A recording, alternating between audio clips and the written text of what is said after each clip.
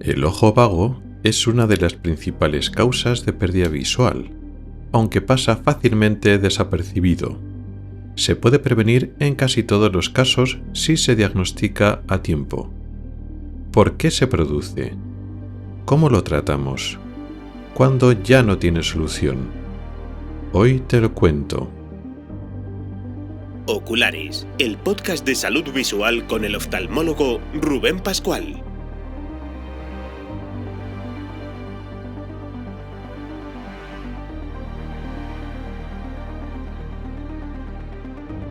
Bienvenido al primer episodio de enero de 2024. ¡Comenzamos!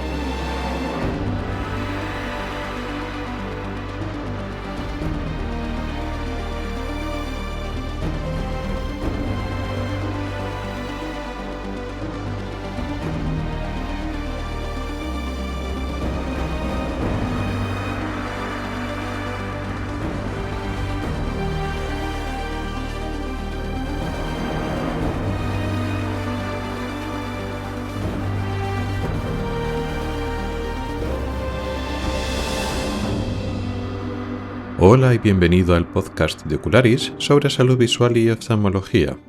Soy Rubén Pascual, oftalmólogo y divulgador a través de este podcast y del blog ocularis.es. Este es el primer episodio de la 8ª temporada correspondiente al mes de enero de 2024. Feliz Año Nuevo, feliz 2024 a todos y quería daros las gracias por seguir ahí, seguir oyendo el podcast. Estamos inaugurando la 8ª temporada, ya llevamos 7 años grabando este podcast y empezamos el 8º año y todo esto no podría ser posible sin vosotros, sin los oyentes, sin vuestras escuchas, sin vuestra atención, sin vuestra colaboración aportando temas para hablar aquí, temas largos, preguntas cortas, incluso noticias, a través del grupo de Telegram, a través de mensajes de correo electrónico o mensajes por redes sociales. Sois vosotros los que estáis sacando adelante este proyecto en una época donde cada vez hay más información, pero paradójicamente cada vez es más difícil encontrar información de calidad, encontrar consejos o recomendaciones a nivel de salud visual que no tengan intereses ocultos por detrás, no haya conflictos de intereses y que no sean publireportajes para intentar animarnos a utilizar tal producto. Pues en esta época vosotros estáis apreciando un punto de vista diferente, una forma crítica de ver las noticias y los temas y lo que nos intentan vender, y además tener información más de primera mano de cómo funcionan las enfermedades, cómo funcionan nuestros ojos también en estado de salud, y una forma más directa de acceder a la ciencia y lo que nos dice la ciencia de cómo funcionan nuestros ojos y sus enfermedades sin intermediarios sujetos a conflictos de intereses. Y por eso os doy las gracias por seguir ahí y por apoyar este proyecto. Y en este primer episodio de la 8ª temporada vamos a tocar un tema importante que no habíamos tocado hasta ahora. Habíamos hablado un poco de refilón porque es una enfermedad tan importante que, toca y está relacionado con otros problemas, otras enfermedades, pero no habíamos dedicado un episodio monográfico, el tema principal de un programa, a describirlo en condiciones. Así que creo que es una forma inmejorable de empezar esta temporada hablando de esta enfermedad tan frecuente, tan importante, en el que también hay mala información metida y que es crucial que nosotros sepamos cómo funciona, lo importante que es el diagnóstico precoz y cómo hacer un buen tratamiento, no el tratamiento más cómodo, sino el que mejor funciona, porque es una enfermedad prevenible. Estamos hablando del ojo vago y de eso hablaremos en el tema principal de hoy. Pero antes, en la sección de noticias, hablaremos de una noticia curiosa que leí hace unos meses y que tiene que ver con la salud de los ojos o la situación de los tejidos de los ojos y la orientación sexual. Una noticia que me resultó extraña. Es una separación y diferenciación que hacen en Estados Unidos, no sé si en otros países, pero en España no ocurre eso. Pero me pareció una noticia curiosa y que merece la pena comentar. Y en la sección final de preguntas de los oyentes vamos a traer una cuestión interesante que se trata de las causas de las cataratas, sobre todo de las cataratas no habituales. Tendemos a pensar que las cataratas ocurren pues porque nos hacemos mayores y eso ocurre en la mayoría de las cataratas, pero no en todas. Hay cataratas cuya causa no es la edad. Así que iremos enumerando las diferentes causas de que tengamos cataratas.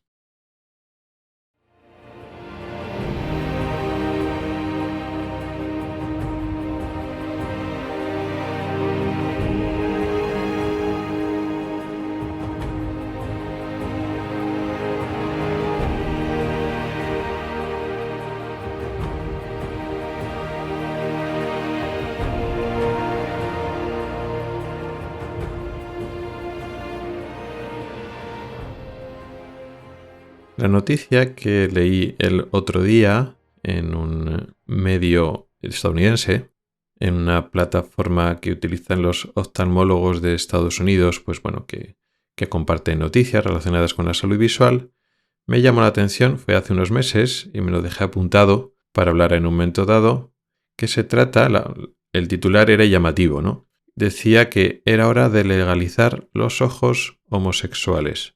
La verdad es que el titular es un poco clickbait, es un poco engañoso.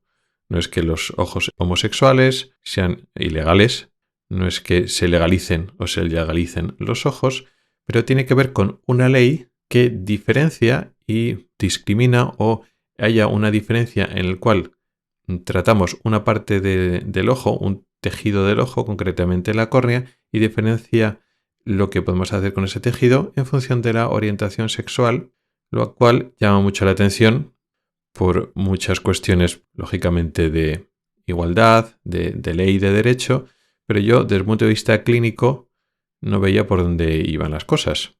Hay muchas enfermedades que hay una importante diferencia entre hombres y mujeres. A la hora de diagnosticar, incluso a la hora de tratar, pues se tiene que tener en cuenta esas consideraciones. Ya a la hora de la identidad sexual, las diferencias médicas y clínicas ya son mucho menos importantes. Es difícil encontrar ejemplos donde la identidad sexual tenga importancia a la hora de tratar una enfermedad, pero lo que es en el ojo, a priori, según leí el titular, no se me ocurría nada. O sea, que tiene que ver el manejo de una córnea, seas homosexual, heterosexual, bisexual o cualquier otro tipo de identidad sexual. Leyendo el artículo se refiere no a que esas córneas tengan diferentes enfermedades o diferente progresión o manejo de enfermedades de la córnea, sino hablaba de el trasplante de córnea. A la hora de donar córneas existe una legislación, hay que cumplir unos requisitos para que una persona sea candidata a ser donante de córnea, pero nuevamente esos requisitos y esa explicación de unas garantías para que la córnea donante pues no tenga enfermedades transmisibles, no entendía que tenía que ver con la orientación sexual. Además, de esto pues me ha tocado porque ahora actualmente donde trabajo y donde vivo no, pero he estado durante bastantes años en 2 ciudades españolas colaborando con los bancos de córneas y extrayendo córneas de donantes para que luego pudieran ser trasplantadas a pacientes que las necesitaban. Y entonces me ha tocado estar familiarizado con los requisitos, los papeles que hay que firmar, que hay que cumplimentar a nivel clínico. Por ejemplo, tienen hepatitis o VIH, no pueden donar su córnea para evitar que esas enfermedades transmisibles pasen a través de la córnea al receptor, al paciente que necesita ese trasplante de córnea. De la misma manera que algunas enfermedades como el herpes que pueden afectar a la córnea, pues pasa lo mismo, ¿no? Si es una córnea que no está sana, que tiene cicatrices o lesiones por herpes o por otro tipo de cosas, tampoco cumplen los requisitos. Y en ninguno de esos requisitos te habla de la orientación sexual y parece que no tiene ninguna relación. Pero en Estados Unidos no pasa eso. Y eso es porque hace ya muchos años, en los años 90, no era posible determinar con buena exactitud si una córnea donante tenía VIH o esa persona era positivo y podía tener el virus del SIDA y por tanto esa córnea puede transmitir el virus de SIDA al paciente donante. Y en esa época, y estamos hablando de, antes de los años 90 y en Estados Unidos, había más porcentaje de seropositivos en homosexuales comparado con heterosexuales. Eso quiere decir, y es el razonamiento que les impulsó a esa prohibición o esa limitación hace décadas, a que no se pudieran donar córneas de personas homosexuales.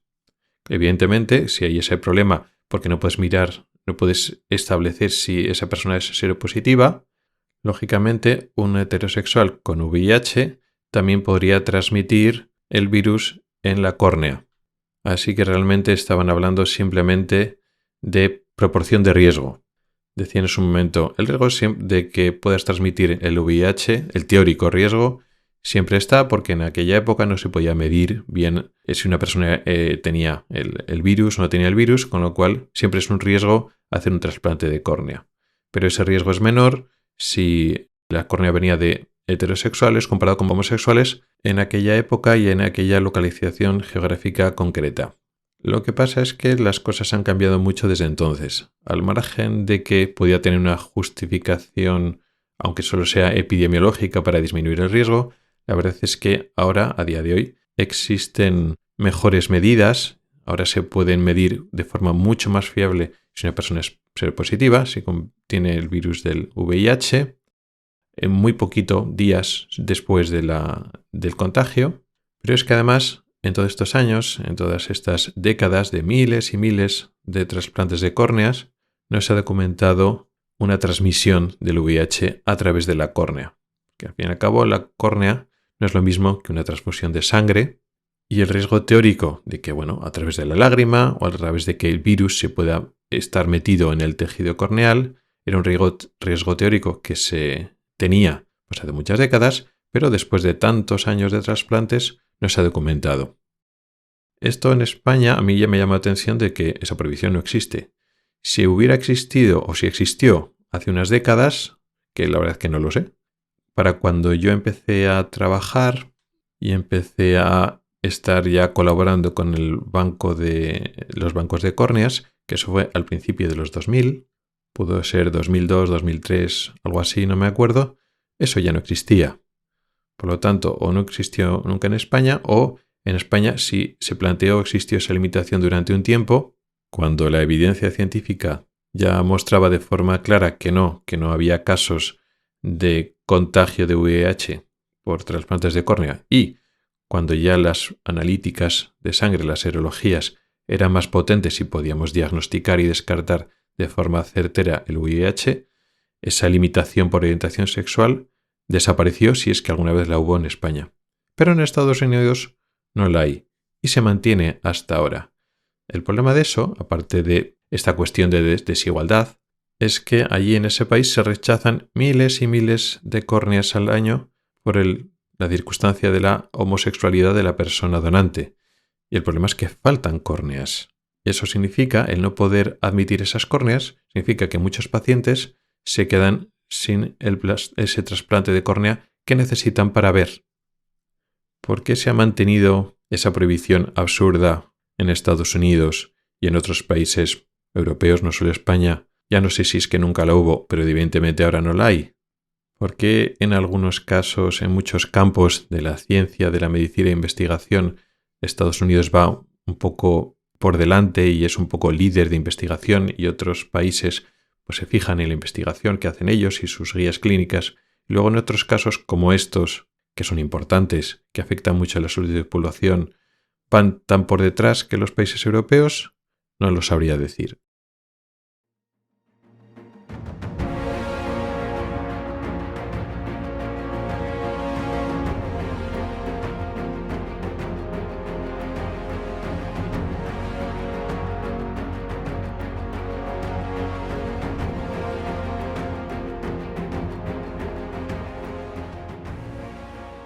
Y en el tema principal de hoy vamos a hablar del ojo vago. Realmente este tema ha surgido a través de unas preguntas cortas que salieron en el canal de Telegram, donde preguntaban, dudas concretas que se podían contestar de forma corta y fácil sobre el ojo vago.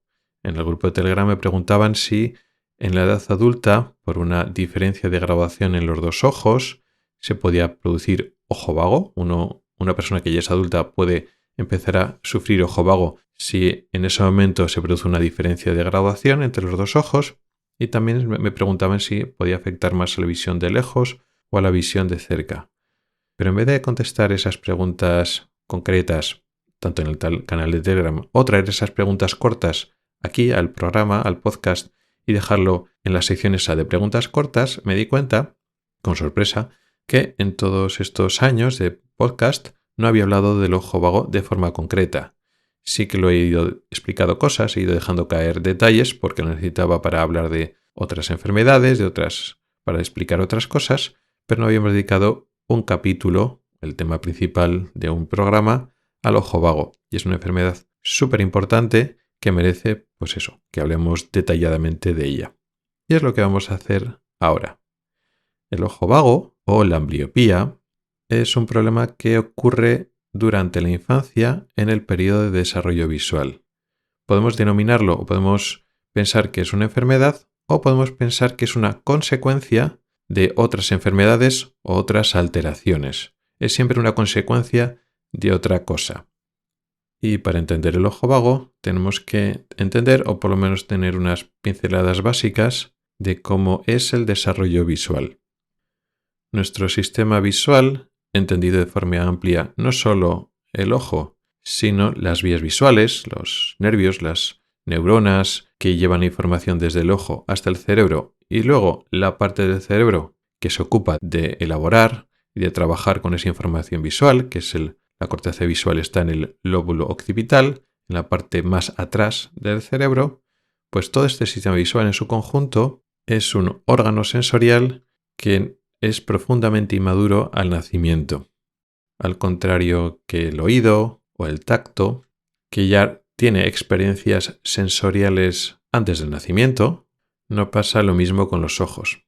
Podría ser debatible si los ojos en el feto o en el embrión reciben cierto grado de iluminación y no es la oscuridad total, pero evidentemente lo que no se forma son imágenes. Y hasta que no nacemos, hasta después del nacimiento, no empiezan a formarse imágenes. Y de los sentidos que tenemos, iba a decir 5 sentidos, realmente tenemos más sentidos, pero de todos nuestros sentidos, de las aferencias sensoriales, de la información que tenemos del exterior y del interior que llegan a nuestro cerebro, sin duda la información visual es la más compleja y la que requiere más procesamiento neuronal. Hace falta unos circuitos neuronales para procesar esa información que es básicamente caótica y desorganizada, y hace falta separarla, organizarla, elaborarla para crear una imagen consciente, una especie de simulación o representación tridimensional y en tiempo real de lo que ocurre a nuestro alrededor para que esa información sea útil a nuestro cerebro. Estos circuitos neuronales están, por supuesto, en el cerebro, pero también están en la retina. Hay un gran número de neuronas en la retina y en el cerebro principalmente que, cuando reciben esa información visual, la tienen que procesar. Y esos circuitos, esas neuronas, tienen que desarrollarse, pero no se pueden desarrollar sin información visual. Es el entrenamiento, el recibir esas imágenes en la retina, las que van a permitir que esas neuronas maduren, se especialicen, aumenten las conexiones entre ellas y se creen esas distintas redes neuronales, unas para procesar el color, otras para procesar el movimiento, otras para procesar las siluetas, otras para calibrar el umbral de luz y oscuridad. Y todo eso ocurre no solo en el cerebro, sino en la retina. Por lo tanto, cuando el feto sale al exterior y se convierte en un recién nacido, esos ojos, y cuando el niño abre los ojos por primera vez, recibe luz, recibe iluminación, la primera vez que recibe auténticamente un estímulo visual directo a nuestras retinas a través de unos ojos abiertos en un medio, pues en el exterior, con el contacto con el aire, recibe lógicamente luz, pero esas imágenes son imposibles de procesar. La visión de un recién nacido es casi nula, Podemos decir que en la práctica un recién nacido es funcionalmente ciego. Recibe luz, pero no es capaz de procesar esa luz y no es capaz de generar imágenes. Se tarda meses, 2, 3 meses más o menos, hasta que esos ojos son capaces de seguir un objeto que tengan delante de ellos, coordinar los movimientos de los ojos para que los ojos se muevan de forma auténticamente paralela, y luego tardará más meses, una vez ya son capaces esos ojos de fijar la imagen, fijar un objeto delante de nuestros ojos, delante de nuestro campo visual. Luego después hace falta más meses para que poco a poco vayan reconociendo siluetas. Más adelante, unos pocos meses más adelante, es capaz de reconocer caras y por tanto mirar a los ojos a los adultos, a las personas que tiene a su alrededor. Y en los años siguientes, poco a poco irá desarrollando su visión. La situación en un niño tan pequeño ve tan poco no es porque los sistemas ópticos no funcionen. La córnea es transparente, el cristalino es transparente y la imagen queda bien reflejada, bien proyectada en la retina. De hecho, muy pronto el niño es capaz de enfocar la imagen en la retina. El músculo del enfoque, que es el músculo ciliar, que es el que se encarga de cambiar la potencia de la lente dentro de nuestro ojo, del cristalino, es capaz de funcionar lo suficiente como para que tengamos una imagen nítida proyectada en nuestra retina. Sin embargo, esa imagen nítida, que en un ojo adulto desarrollado puede producir una imagen buena, perfecta, nítida, no se traduce en una imagen adecuada en nuestro cerebro. ¿Por qué? Porque las neuronas no saben hacer su trabajo, no han aprendido. Hay un grupo muy grande de neuronas inmaduras, tanto en la retina como en el cerebro, y cuando llegan una imagen nítida, donde hay contrastes, donde hay diferentes colores, entonces es cuando esas neuronas poco a poco empiezan a desarrollarse, empiezan a establecer conexiones entre ellas y se empiezan a especializar. Unas se dedican al color, unos se dedican al contraste entre siluetas, otras se dedican al movimiento, etc.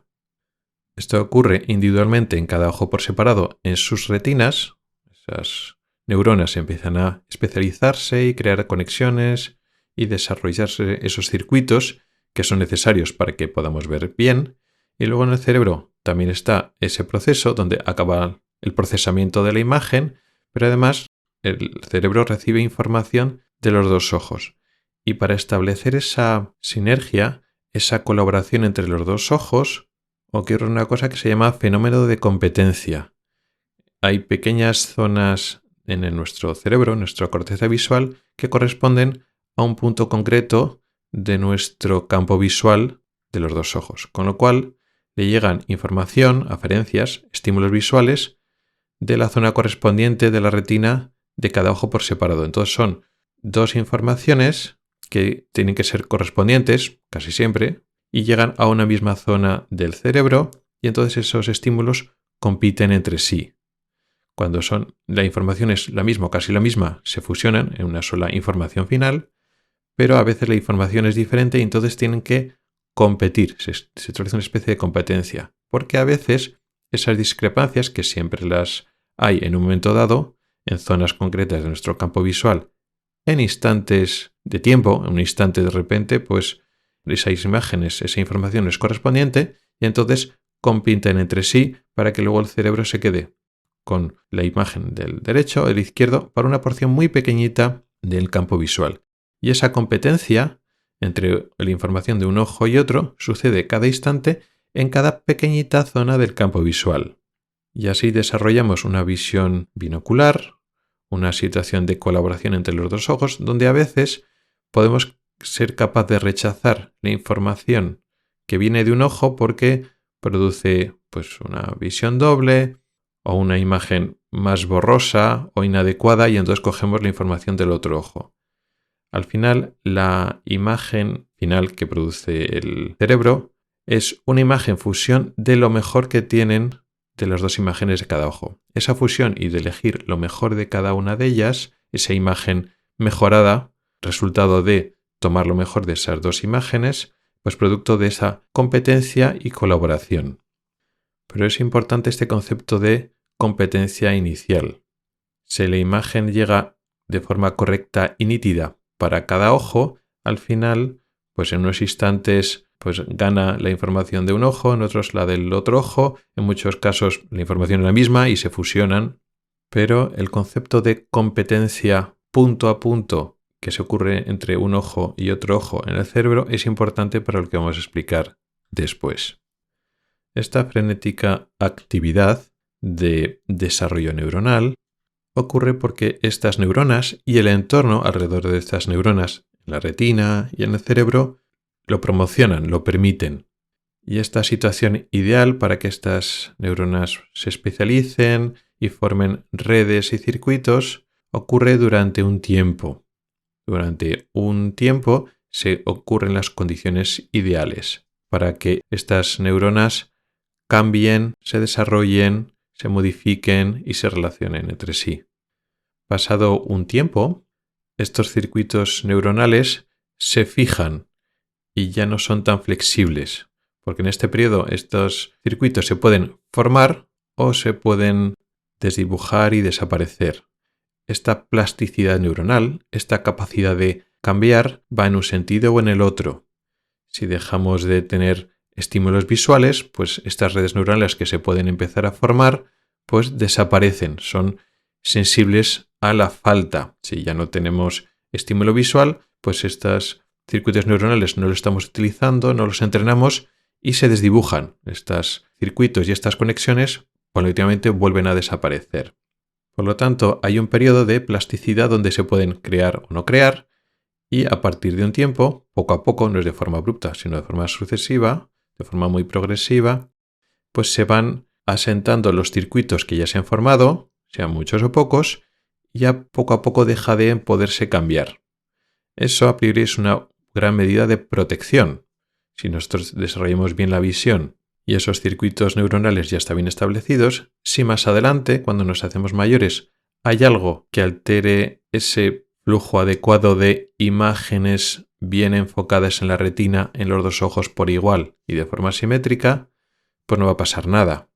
Si cuando ese niño ya se ha desarrollado bien la visión y se hace adolescente, si por lo que sea los dos ojos o un ojo ya no recibe una imagen correcta, pues por ejemplo ha desarrollado miopía o otro problema de graduación y las imágenes llegan borrosas a un ojo. Pues ese ojo no puede estar dando una buena agudeza visual porque la imagen llega desenfocada, pero sus circuitos neuronales están formados y son capaces potencialmente de procesar una imagen nítida y adecuada. Ahora no pueden porque no tienen una imagen nítida. La imagen llega borrosa a la retina, pero sus circuitos neuronales están ahí y funcionan y no se van a estropear o debilitar o ir a menos cuando ya esa persona ya es adolescente o adulto. Y después de un tiempo, cuando solucionamos ese problema por el que la imagen no llega de forma adecuada, pues si por ejemplo ese ojo estaba tapado o el párpado se había caído y entonces no llegaba ninguna imagen en absoluto, o la imagen llegaba borrosa y entonces le ponemos las gafas y la imagen llega nítida, una vez llega otra vez la imagen adecuada, esos circuitos neuronales que no estaban funcionando al 100% hasta ahora, vuelvan a funcionar con normalidad porque estaban fijos, ya estaban establecidos. Había una especie de inflexibilidad o rigidez que mantenía esos circuitos como estaban anteriormente. Con lo cual, esa rigidez, esa pérdida de flexibilidad que ocurre después de ese periodo crítico de desarrollo visual, nos protege a nuestros ojos y a nuestro sistema visual de que se deteriore neuronalmente si algo afecta a nuestra visión de forma transitoria. Por lo tanto, el que estos circuitos neuronales se desarrollen solo durante los primeros años de vida, durante un periodo crítico, es un sistema de protección de nuestro sistema visual. Se supone que vamos a estar desarrollando nuestra visión durante los primeros años y luego fijamos los circuitos para que no sean afectados en el futuro. ¿Cuál es el problema? Si este dificultad o este problema que hemos hablado que puede tener un adolescente o un adulto, de que mira, ahora ve borroso, necesita gafas o eso, por lo que sea, el párpado se le cae y entonces el mismo párpado impide que le entre la imagen a uno de los dos ojos. Y entonces, pues, sin imagen, ese ojo no puede trabajar. Si eso ocurre en el periodo adulto, en hecho no pasa nada, pero si ocurre en el periodo crítico, cuando el niño está desarrollando la visión, pasa y mucho. porque entonces ese ojo o esos dos ojos, si no están recibiendo de forma constante una imagen en la retina, enfocada y nítida, pues entonces no se desarrollan estos circuitos neuronales que, como estamos diciendo, son esenciales para que nosotros podamos ver. Esta alteración del desarrollo visual es lo que llamamos ojo vago. El ojo vago implica que el ojo se ve aparentemente normal, no hay una lesión, no hay una enfermedad en estructuras del ojo, pues como la córnea, como el cristalino, incluso la retina se ve normal. Realmente, si tuviéramos un microscopio muy potente, veríamos que esas neuronas que hay en la retina, sobre todo en el centro de la retina, en la mácula, no están organizadas de forma adecuada. Y de hecho, con los sistemas actuales que tenemos para medir y estudiar la mácula, hablo de la tomografía de coherencia óptica, o OCT, pues en los estudios, en las imágenes de OCT, se puede llegar, los OCTs más modernas, si se mira con cuidado, hay pequeñas diferencias en el grosor de esa mácula, de esa retina central, debido a que esas neuronas no se han desarrollado de la misma manera. Pero en cualquier caso, en general, el ojo vago no es algo que podamos ver o medir de forma fácil en la clínica diaria porque el ojo está básicamente sano, no hay una lesión clara. Es una falta en la especialización de esas neuronas de la retina y también se producen cambios en el córtex cerebral, en la parte del cerebro que se dedica a la vista. Pero lo mismo, eso tampoco se ve claramente en una resonancia magnética o en un escáner. Son cambios celulares muy pequeños. Aquí influye tanto lo que está pasando en la retina de ese ojo que no está recibiendo bien las imágenes, como también en el cerebro. En el cerebro ocurre lo que hemos comentado antes de esa competencia binocular. No un ojo completamente en contra del otro ojo, sino pequeñas zonas del espacio, de la retina, de un ojo correspondiente al otro ojo, van compitiendo constantemente. Pero si un ojo de forma consistente tiene una imagen totalmente borrosa por un problema de graduación o muy nublada, si por ejemplo ese ojo tiene una catarata infantil o una catarata congénita o simplemente no hay imagen, nada, es todo negro, como si el niño tiene una ptosis, una caída del párpado superior de tal forma que ese párpado no puede subirse, pues entonces de forma consistente todas las imágenes, todos los puntos del espacio que llegan de un ojo son de peor calidad. Están borrosos o difusos o todo negro, en comparación con la buena imagen del otro ojo si el otro ojo es sano. De esa forma, en el cerebro, constantemente, durante años, todos los puntos que vienen de un ojo son de peor calidad que los puntos del otro, con lo cual, en ese fenómeno de competencia, siempre gana el ojo bueno. Con el paso de los años, de los meses y de los años, al final el cerebro se acostumbra a que siempre coge la imagen del ojo bueno y los circuitos, las aferencias, las terminaciones nerviosas, las fibras que llegan del otro ojo se ignoran sistemáticamente. De tal forma que si en un futuro resolvemos el problema, pues ese párpado que está caído lo subimos, o esa catarata que produce esa visión tan nublada pues la quitamos, o ese defecto de graduación que hace que la imagen llegue borrosa, pues le ponemos las gafas y la imagen llega nítida, luego ya va a dar igual. Al margen del problema del desarrollo retiniano del ojo vago, es que además el cerebro se ha acostumbrado a ignorar sistemáticamente lo que llega de ese ojo y entonces no lo va a tener en cuenta aunque la imagen sea de buena calidad. Fuera de ese periodo crítico ya se fijan esos circuitos también en el cerebro. Por lo tanto es muy importante el concepto de competencia entre un ojo y el otro. ¿Cuál es ese periodo crítico que estamos hablando? Esa ventana en la cual se desarrolla la visión. Como hemos dicho, no es algo súbito. No es durante unos años la plasticidad cerebral es máxima y luego súbitamente se pierde del todo. No, es algo continuo. Durante los primeros año o 2 años de vida, la plasticidad es máxima, es donde se produce el mayor desarrollo visual, y luego poco a poco el desarrollo visual se va atenuando, la plasticidad cerebral y visual es menor, y poco a poco va disminuyendo hasta desaparecer. De tal forma que, más o menos sobre los 4 y los 6 años se alcanza el 100% de visión cuando medimos agudeza visual, aunque luego hay otros detalles de sensibilidad al contraste y otros elementos que pueden ir mejorando después. Eso no quiere decir que haya niños que con 4 años no vean al 100%, pero lo van a ver con 6 o incluso con 7. Hay una horquilla amplia, un rango amplio que consideramos normal. Pero hay niños que con 4 años ya ven al 100%, otros con 5, con 6. A partir de los 6 años ya casi todos los niños sanos que no tienen problemas visuales ven al 100%, pero todavía existe cierta capacidad de cambio en esos circuitos, cierta plasticidad que queda, aunque es menor, de tal forma que, por ejemplo, tenemos un niño que ha tenido un ojo vago y entonces uno de los ojos ve peor que el otro y ya tiene 5 o 6 años. Y entonces el ojo bueno ya ve el 100% y el ojo malo pues no ve el 100%.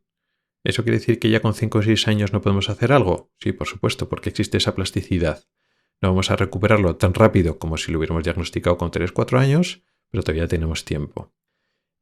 Antes de los 4 años, el desarrollo visual es rapidísimo y si diagnosticamos un problema de ojo vago antes de los 4 años, recuperarlo es bastante rápido. De los 4 a los 7 no va tan rápido, pero bueno, la cosa puede ir bien. Si hay un déficit en el desarrollo visual, un ojo vago que no sea muy grave, con 5 o con 6 años, bueno, con el tratamiento adecuado, si nos ponemos las pilas, lo podemos recuperar con buen pronóstico. Y a partir de los 7 años es más difícil. ¿Es imposible? No, pero es más difícil y requiere más esfuerzo, requiere más horas al día de tratamiento y un tratamiento más intensivo para recuperarlo. Sí que es cierto que a partir de los 7 años, pues con 8 o con 9, si hay un ojo vago muy intenso, a veces es muy difícil remontarlo.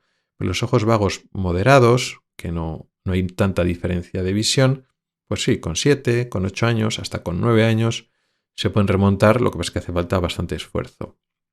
El límite absoluto lo solemos poner entre los 10 y los 11 años. Pero lo mismo, es algo variable. Hay niños, por ejemplo, que van un poco por detrás en el desarrollo visual, o niños que tienen algunos déficits cognitivos o de desarrollo, que incluso con 12 años, con 12-13 años, incluso todavía ganan algo. Pero vamos, más o menos entre los 10-11 años solemos poner el límite de forma práctica.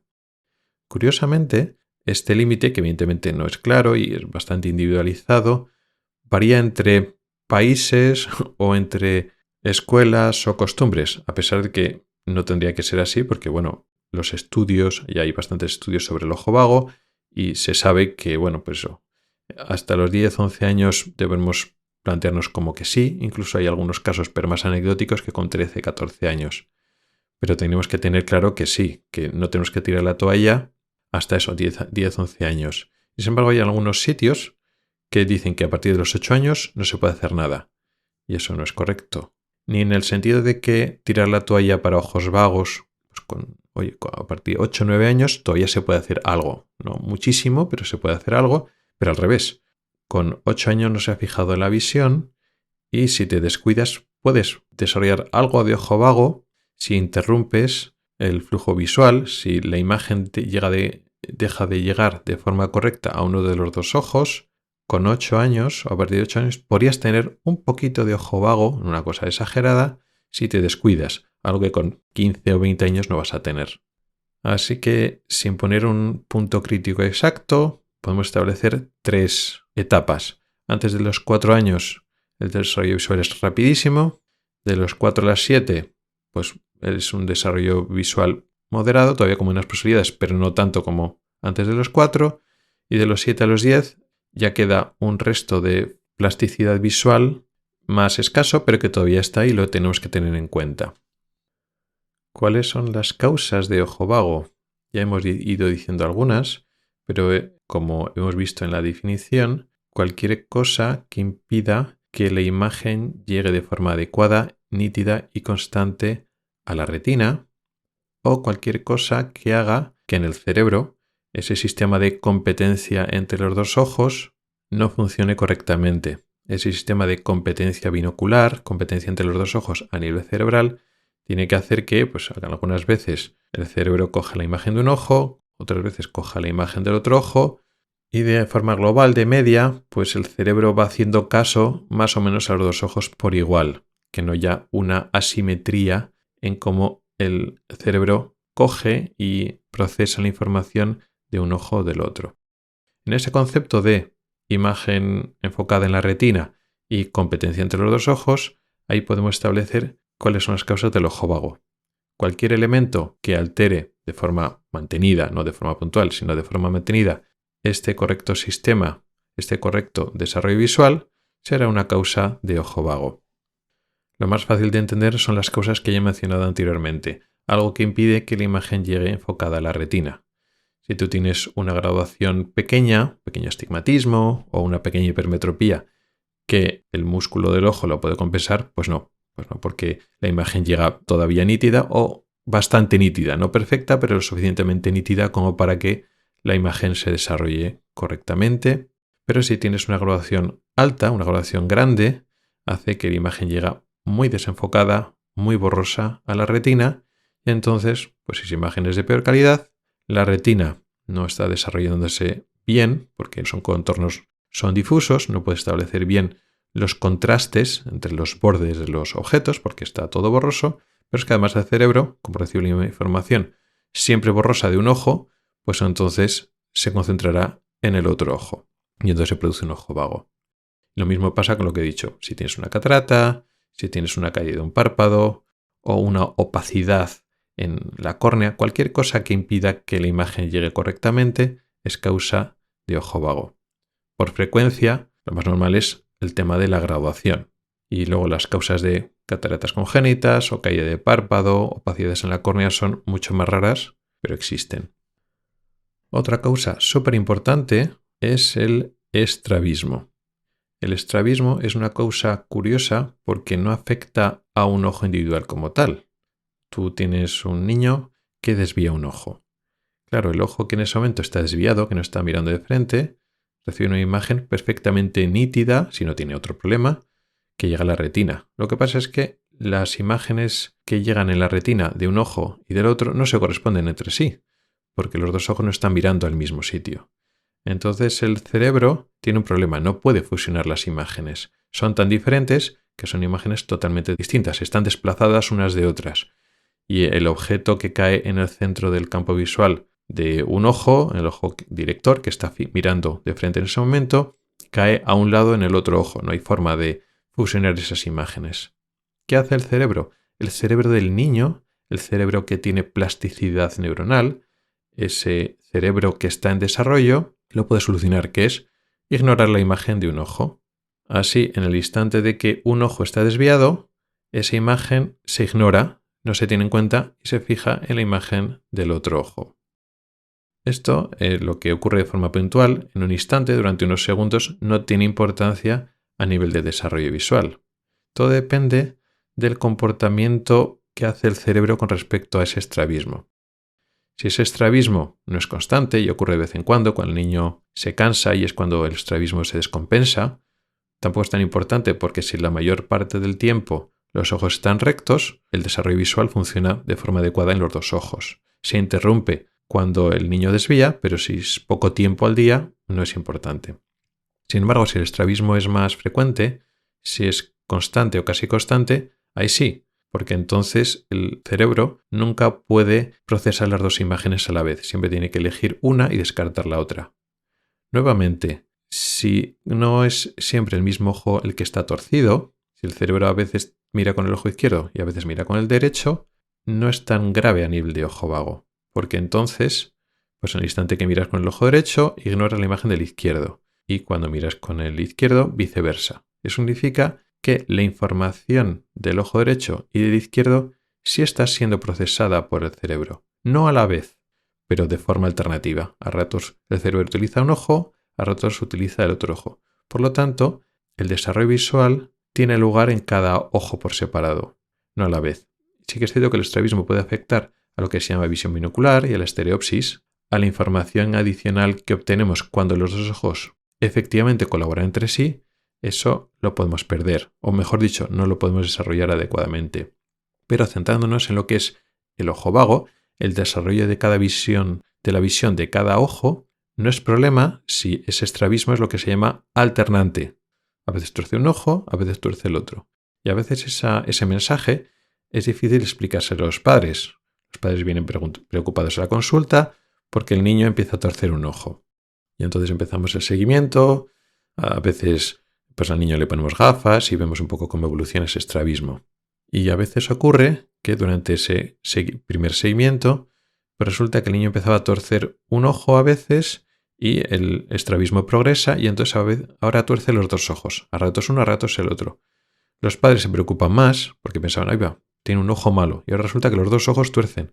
Los padres lo pueden percibir como un empeoramiento, como una señal de preocupación, y el médico lo ve al contrario. Eso es bueno, porque cuando empieza un estrabismo, pero los ojos están sanos, no es que el ojo desviado esté malo. Al ojo desviado no le pasa nada. Hay un estrabismo que no es del ojo izquierdo o del derecho. Hay un estrabismo, una tendencia a que los ojos vayan hacia adentro o hacia afuera. Y entonces lo demuestra solo un ojo, el desviado. Pero a ese ojo, como tal, no le pasa nada al principio. Al final puede ser que se haga vago, pero al principio no es vago, es un ojo sano. Pero si ese estrabismo pasa a ser alternante, o ya es alternante desde el principio, es decir, a veces se tuerce uno, a veces se tuerce el otro, el desarrollo visual está en principio garantizado y ese niño no va a tener ojo vago. Y eso es bueno. Pero si tenemos un estrabismo constante o casi constante, que se mantiene a lo largo de los años, que empieza durante los primeros años de vida, porque si el estrabismo empieza con 7, 8 años, pues bueno, puede producir algo de ojo vago, pero igual no, y si lo produce es más leve. Pero si el estrabismo empieza con 2, 3 años, ahí sí que puede producir ojo vago. Sobre todo, como digo, si se tuerce muchas horas al día, es constante o casi constante, y siempre o casi siempre es el mismo ojo el que está torcido. Ese ojo torcido, a pesar de que la imagen llega nítida a la retina, al propio ojo, el cerebro está ignorando esa información y eso produce ojo vago por competencia entre los dos ojos. Así ya tenemos las principales causas de ojo vago. Las dos más importantes por frecuencia son el estrabismo y los problemas de graduación. Los problemas de que hace falta llevar gafas, una imagen llega borrosa, pero no lo descubrimos, no le ponemos las gafas y durante esos primeros años de vida le llega la imagen borrosa al ojo o a los ojos y entonces no se desarrolla bien la visión. Uno de los problemas del ojo vago es que pasa fácilmente desapercibido. ¿Por qué? Porque ocurre en niños y normalmente es unilateral. Habitualmente solo es un ojo el que queda vago y el otro no. Cuando es por estrabismo, pues puede ser evidente, si el estrabismo es aparente, pues los padres se pueden dar cuenta de que el niño bizquea, de que el niño tuerce el ojo hacia adentro o hacia afuera, pero lo que ven es el estrabismo, no ven el ojo vago. Pero si el estrabismo es pequeño, o por lo que sea los padres no le están dando mucha importancia, el niño no muestra síntomas de ojo vago como tal, no muestra síntomas de que vea mal. ¿Por qué? Porque en ese caso, cuando es un estrabismo, solo el ojo torcido ve mal, pero como con el otro ve bien, con que el niño vea bien con uno de los dos ojos, pues se defiende y no es consciente, no percibe que tenga un déficit visual. Y eso pasa lo mismo cuando hay un problema de graduación en el cual hay una gran graduación, hay una graduación más alta en un ojo y el otro ojo no tiene graduación o tiene una graduación más pequeña. Esa diferencia de graduación, cuando hay una diferencia de una o más dioptrías entre un ojo y otro, lo llamamos anisometropía, que significa diferencia de graduación entre los dos ojos. Cuando un niño es anisométrope, tiene anisometropía, un ojo, el que tiene más graduación, pues ve borroso, tiene la imagen nítida. Pero el ojo con menos graduación o sin graduación ve bien, o ve mejor, o ve perfecto. Con lo cual el niño se defiende con el ojo que tiene mejor visión, que tiene menos graduación, y no se da cuenta de que ve mal por el otro ojo. Como la mayor parte de los casos de ojo vago es unilateral, solo es un ojo, pues como el niño se maneja bien con el otro ojo, pues es suficiente. Pero es que en los casos bilaterales, cuando se puede afectar la visión de los dos ojos y el niño efectivamente ve mal, con los dos ojos abiertos porque ninguno de los dos ojos tiene la visión adecuada para su edad, también en esos casos puede pasar que es difícil diagnosticarlo porque los niños se manejan bien con visiones relativamente bajas. ¿Y por qué el niño no se queja de que vea mal? Pues porque el niño no ha perdido visión. No es como un adulto que ve bien, ves el 100% y tienes un problema y dejas de ver bien. Ves borroso y tú te das cuenta que no ves igual de bien que antes y entonces dices, ahí va, veo mal. Entonces te quejas y vas al oftalmólogo. No es así porque el niño no ha perdido visión. Nunca ha visto bien. Estas causas de graduación o de otras alteraciones que impiden que la imagen llegue correcta se tienen normalmente desde que naces, con lo cual el niño no tiene con lo que comparar. No sabe que la realidad es más nítida y los niños se apañan y se adaptan y se defienden con la información que tienen. Por eso a veces es tan difícil diagnosticar el ojo vago. Ahora es precisamente el mejor momento para hablar de algunos mitos que hay alrededor del ojo vago. ¿El ojo vago siempre es solo unilateral? No. Es habitual que sea unilateral, es la mayoría de los casos de ojo vago, pero a veces es bilateral.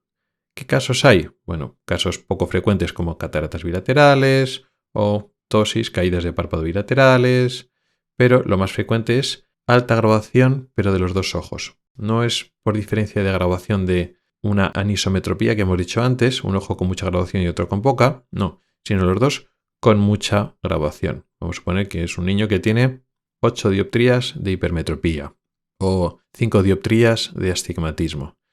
Eso produce ojo vago de los dos ojos. Ambas imágenes de ambos ojos llegan borrosas, llegan desenfocadas a la retina y el niño desarrolla la visión, pero no de forma adecuada a su edad y no llega a ver el 100%. Así que sí, es más frecuente que el ojo vago sea unilateral, pero hay casos bilaterales. Otro mito, otra falsa creencia, el ojo vago es por estrabismo y todos los estrabismos hay ojo vago. No es así. El estrabismo puede producir ojo vago, pero no es lo mismo.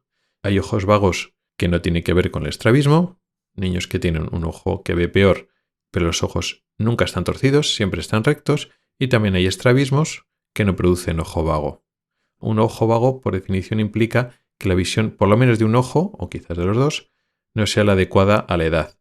Y no tiene nada que ver con un estrabismo, que implica una desalineación de los ojos. Un ojo, en un momento dado, está desviado. Y sí, es habitual cuando una persona tiene un estrabismo del adulto y le preguntas, bueno, ¿y de cuánto eres? Desde que era niño. Puede ser que eso implique que ese ojo sea vago si desviaba el mismo ojo de niño y no se trató de la ambliopía, no se le trató el ojo vago. Pero no tiene que ser así. Ahora que ya vamos entendiendo cómo funciona el ojo vago, podemos contestar algunas de las preguntas que recibí en el grupo de Telegram con respecto al ojo vago. ¿Puede ocurrir en la edad adulta? Una persona que ha tenido un desarrollo visual normal y ha alcanzado el 100% de visión con un desarrollo de los circuitos neuronales correcto, pues ya hasta los 10-11 años y más allá, de adulto, va a desarrollar el ojo vago. Vamos a suponer que una persona adulta con 30-40 años, la edad que sea, sufre una anisometropía. Tiene mucha más graduación en un ojo que en el otro. ¿Va a desarrollar el ojo vago? La respuesta es no. Ese adulto puede tener más o menos dificultades con esa diferencia de graduación, le puede molestar más o menos que tenga una imagen más o menos borrosa y otra nítida si no hay un tratamiento eficaz, es decir, si no tolera unas gafas con diferencia de graduación o no se pone unas lentillas, si pones una lentilla en el ojo que tiene más graduación, puede ayudar para adaptarse a esa corrección, pero si no se lleva a cabo de forma correcta que podamos tratar esa diferencia de graduación, pues un ojo borroso puede ser más o menos molesto. Incluso con el paso del tiempo, esa persona adulta se puede adaptar y acostumbrar a esa diferencia y hacerse menos molesta, como que el cerebro es capaz más o menos de ignorar esa imagen borrosa y hace caso a la imagen nítida. Eso no va a producir ojo vago. El ojo que tiene la imagen más borrosa y que más o menos se está ignorando o no se tiene en cuenta, si luego se pone la graduación correcta, su visión va a ser igualmente buena. Los circuitos neuronales no se van a deteriorar por eso, porque ya es adulto. Y la otra pregunta era si el ojo vago afecta más a la visión cercana que a la lejana o viceversa. La respuesta es tampoco. El ojo vago implica que las neuronas que hay en la retina y en el cerebro no están procesando bien la imagen que llega. La imagen que llega da lo mismo que sea de cerca o de lejos. De hecho, una vez la imagen llega a la retina, no hay ninguna diferencia. No podemos decir que esta imagen estaba de un objeto lejano o un objeto cercano. Que sea un objeto lejano o cercano tiene que ver con unos mecanismos de enfoque en el cristalino y de distancias focales, unos fenómenos ópticos que ocurren antes de la llegada de la imagen a la retina. Otra cosa es que tú puedas jugar con las distancias para que un objeto se proyecte de forma más grande en la retina. Tú puedes, de lejos, un cartel, puedes verlo mal y pues si te acercas lo suficiente, ese cartel lo puedes ver mejor. Y dices, mira, el ojo vago me afecta más de lejos porque ese cartel no lo estoy viendo de lejos, pero al acercarme sí que lo veo. Pero eso no es que el ojo vago afecte más de lejos. Significa que si te acercas lo suficiente, ese objeto ocupa un mayor espacio en tu retina. Es decir, de forma subjetiva, ese objeto es más grande. Así que aunque tengas una visión disminuida por el ojo vago, tu menor visión la estás aprovechando más si ese objeto es virtualmente más grande. Entonces, puedes encontrar diferencias de cerca o de lejos, pero no es porque tu visión sea mejor de cerca o de lejos, es porque puedes jugar con los tamaños y las distancias aparentes. Lo mismo que tú estás leyendo en una tablet y si tú haces el gesto de aumentar el texto, lógicamente lo ves mejor, pero es porque estás aumentando el tamaño aparente. Pues lo mismo con las distancias. ¿Cuál es el tratamiento del ojo vago? Muy importante, la causa. Eso se hace evidente cuando las causas son médicas más claras, pues si tiene una catarata congénita o tiene el párpado caído, hasta que no soluciones eso, no vas a poder hacer nada, eso es lógico. Pero también es muy importante en cosas no tan visibles. Si el problema es la diferencia de graduación, por ejemplo, lo que decíamos de la anisometropía, un ojo tiene más dioptrías que otro ojo, es fundamental las gafas, pero unas gafas bien puestas. Es relativamente frecuente que sí, pones una graduación de unas gafas y luego después empiezas a tapar y le pones el parche en el ojo bueno para que gane el malo. Y bueno, el tratamiento mejora, pero no mucho, pero al final el parche no termina de funcionar bien del todo y es porque no está bien graduado. Ahí es muy importante que la graduación la haga una persona, primero, que tenga experiencia en tratar ojos vagos, que sepa mucho de graduación, que sepa mucho de la graduación completa que tiene ese ojo. Graduar a un niño con ojo vago no tiene que ver con graduar a un adulto.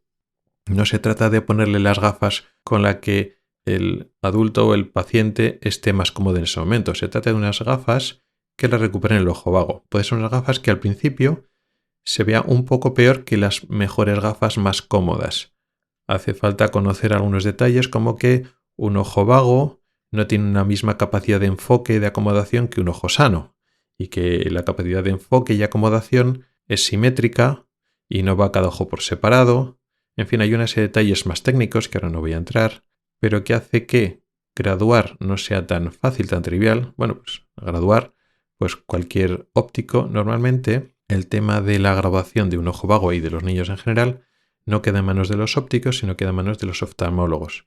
Y a ser posible, sobre todo en casos de ojos vagos, oftalmólogos que tienen experiencia en tratar ojos vagos, incluso en algunos casos lo adecuado es que sean oftalmólogos infantiles.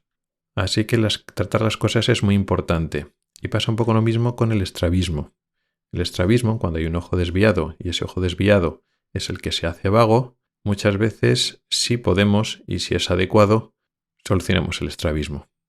Sea con una operación, sea con toxina botulínica o sea con gafas. Hay estrabismos que responden muy bien a las gafas. Las gafas ahí cumplen la función de, sí, que la imagen llega nítida a los ojos, pero además, y sobre todo, enderezan los ojos. Y al enderezar los ojos, desaparece el estrabismo con las gafas puestas. A veces no siempre significa operarle, porque igual a veces operar niños pequeños tienen complicaciones o el pronóstico es peor porque le operas ahora pero el ojo se va a volver a desviar y te metes ya en recuperaciones e historias y a veces interesa, tratar el ojo vago y no operar ahora porque a largo plazo la cirugía de estrabismo es mejor esperar un poco. Ahí hay muchas implicaciones, ahí como está el estrabismo metido y hay muchas variables, hay muchos tipos de estrabismo y situaciones según la edad, pero está claro que si es posible, pues solucionar o controlar o mejorar el estrabismo ayuda al tratamiento del ojo vago. Una vez solucionada la causa, poner las gafas o el estrabismo si podemos, o otras causas médicas, luego está la rehabilitación, que es, como ya hemos ido adelantando, avanzando, lo que se llama tratamiento penalizador. Es penalizar al ojo bueno para que el cerebro se acostumbre a utilizar el ojo que no quería utilizar, que ya tenía costumbre de ignorar, que es el ojo vago, el ojo malo, entre comillas. El tratamiento clásico es el parche. Si tú tapas el ojo bueno, pues el cerebro no tiene más remedio que utilizar el ojo que no suele utilizar normalmente. Hay otros tratamientos penalizadores, como son el uso de unas gotas, como la atropina, que hacen que uno vea borroso por el ojo bueno para utilizar el ojo vago. También a través de las gafas hay unos filtros que hacen que se vea un poco más borroso a través de las gafas, o jugando con la graduación. Si el niño lleva gafas, pues llevas la graduación perfecta en el ojo vago para que esa imagen llegue nítida, pero una graduación que hace que se vea desenfocado con el ojo bueno. Ese es otro tratamiento penalizador. Ahora se usa poco, pero sigue siendo válido. Hay diferentes maneras de tratamientos penalizadores. ¿Cuál es el problema? Que es difícil. Es difícil y es pesado para el niño y para los padres, y hay una demanda para buscar tratamientos pues, que sean más cómodos para el niño, etc. Han ido surgiendo otro tipo de tratamientos que intentan sustituir al parche o a medidas penalizadoras. Pero a pesar de que cada vez se venden más y tienen más difusión, en muchos casos no funcionan igual de bien o no funcionan en absoluto. Y esto hay que tenerlo muy en cuenta. Aquí hay mucho negocio detrás de ello, un poco lo mismo cuando hablamos de la miopía. A pesar de que los tratamientos para el control de la miopía son bastante decepcionantes, en la realidad, si miramos fríamente los números que nos da la ciencia, hay mucha demanda. Y entonces pues los padres intentan tratamientos que no están demostrado que funcionen a largo plazo o que tienen un buen perfil de seguridad. Pues aquí pasa un poco lo mismo. Como el tratamiento del ojo vago a veces es pesado o difícil o requiere cierta rutina o cierta disciplina o que se tenga que poner no solo el niño sino los padres un poco serios para solucionarlo, hay una demanda de buscar soluciones más fáciles de adaptar. Y en general esas soluciones, vamos a llamarlas fáciles de adaptar, o no son eficaces a largo plazo o son claramente menos eficaces que los tratamientos convencionales. Y eso, en muchos casos de muchos niños, acaban a que ese ojo vago no se queda correctamente tratado. Son niños que van a revisiones muchas veces a los que le ofrecen estos tratamientos, vamos a llamarlos alternativos o nuevos, y que no funcionan. Y que sí, los padres tienen la sensación de como van muchas veces a revisiones, pues el niño está correctamente atendido y sí, puede ir mejorando más que nada pues por las gafas. Si le pones gafas, los ojos vagos mejoran, aunque luego después no le pongas el parche. Son niños que muchas veces acaban con visiones menores del 100%, donde no se ha tratado correctamente el ojo vago, pero la sensación de los padres es que como le han llevado muchas veces a revisión, pues han hecho lo que han podido. Así que en este campo del ojo vago, como otros tantos que hay en oftalmología, hay pues mucha pseudoterapia, mucha pseudociencia por detrás, que eso al final perjudica la salud de los pacientes.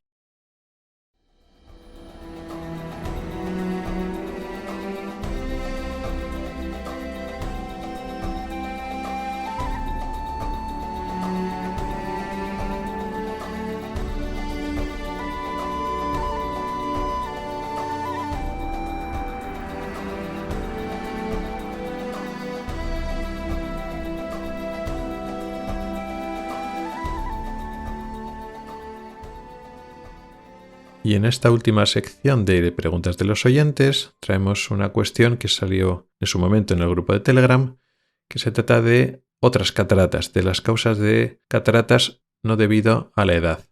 Lo más frecuente son las cataratas seniles, lo que el envejecimiento progresivo del cristalino a partir de los, vamos a decir, 50, 60 años, y que entonces a veces con 60, pero normalmente 70, 80 años es cuando solemos operar. Pero hay otras cataratas que no vienen por ahí. Enumerar todas las cataratas y todas las causas de estas cataratas atípicas o no seniles sería larguísimo. Así que solo vamos a enumerar unas cuantas. Podemos hablar de las cataratas congénitas o infantiles, que tienen mucho que ver con el ojo vago, lo que hemos mencionado en la sección principal del programa. A veces la causa, o la mayor parte de las veces, no se sabe. Hay una alteración del desarrollo del cristalino de la lente que tenemos dentro del ojo durante el crecimiento, durante nuestro periodo embrionario o fetal. En muchos casos, bueno, no muchísimos, pero hay casos con un componente hereditario, es decir, que las cataratas congénitas se pueden heredar. Hay cataratas congénitas de nacimiento en la familia, con lo cual hay un componente genético. A veces es una alteración, una infección que ha sucedido en el feto, en el embrión, pero como digo, la mayor parte de las veces no se sabe por qué. Y pasa un poco lo mismo con las cataratas infantiles. A veces los niños desarrollan con pocos años de edad cataratas, opacidades en el cristalino, y tampoco queda muy claro por qué. Ya en el periodo del adulto, aunque sea en el adulto joven, sí que hay otras causas de cataratas. Quizá la más conocida o la más frecuente es la cataratas por corticoides. Hay un medicamento que se llaman corticoides o corticosteroides o la cortisona y los medicamentos que son familias de esta cortisona, que se usan para muchas enfermedades. Son los antiinflamatorios que funcionan muy bien, pero a largo plazo tiene efectos en los ojos. Un efecto es el aumento de la presión intraocular, posible, que no vamos a hablar ahora, y otro efecto es que producen cataratas, producen opacidades en el cristalino.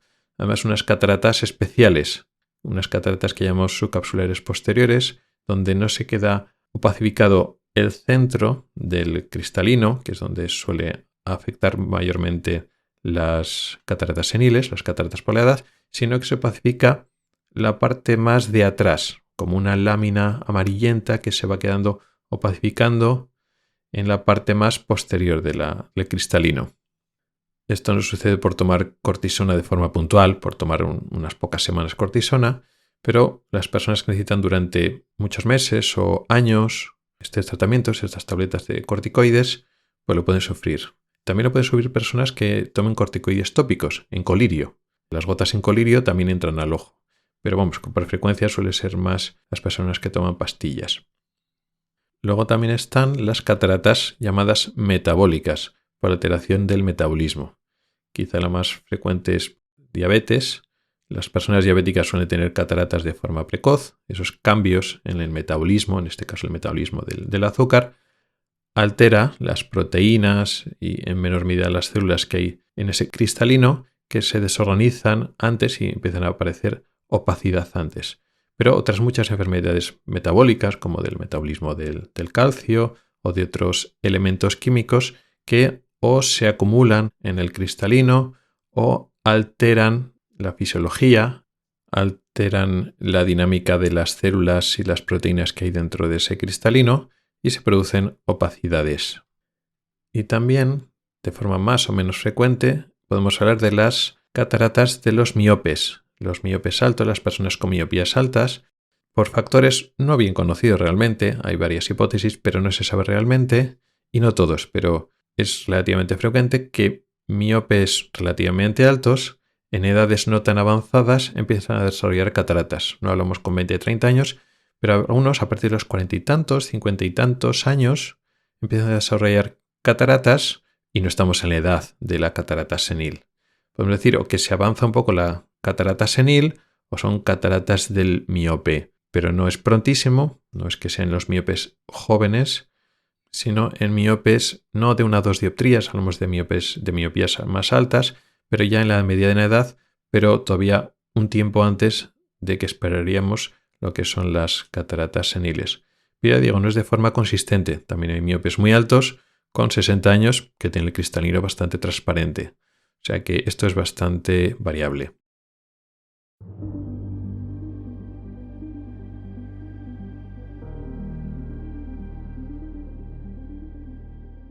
Y con esto llegamos al final del programa de hoy. Un programa que inaugura la 8ª temporada. Aunque no quiero repetirme mucho, quiero volver a daros las gracias por seguir escuchando este podcast. Y este ha sido un programa que hemos empezado con una enfermedad muy interesante, muy importante, con muchas implicaciones en la práctica, con muchos padres preocupados, con muchos tratamientos nuevos que están surgiendo que no están bien validados científicamente, y que un factor fundamental, quizá el más importante de todos para tratarlo adecuadamente, es el diagnóstico precoz. Y ahí, pues, aunque ahí están involucrados pues campañas en los colegios, los pediatras, hay guías clínicas pues para un screening, un cribaje para reconocerlo cuanto antes, pues también los padres cumplen un rol importante para hacer un diagnóstico precoz de este ojo vago. También hemos hablado de una curiosidad extraña que todavía existe en Estados Unidos que relaciona la orientación sexual con la capacidad de donar córneas en Estados Unidos. que eso por suerte está bastante superado y no pasa en Europa. Y por último, hemos hablado de otras causas de cataratas que no sean la edad. Muchas gracias por el tiempo que has dedicado a escucharme. Recuerda que puedes contactar conmigo para proponer temas para próximos episodios, tanto temas largos para desarrollar como dudas y preguntas más cortas. También puedes comentar, proponer noticias y temas de actualidad. Puedes escribirme a través de mi correo electrónico, que es ocularis@ocularis.es. También puedes hacerlo a través de Telegram, Twitter o LinkedIn. En las notas del programa están todas las formas para contactar conmigo y participar. Ahí también encontrarás enlaces a artículos del blog y episodios del podcast relacionados con el tema de hoy. Hasta el próximo episodio.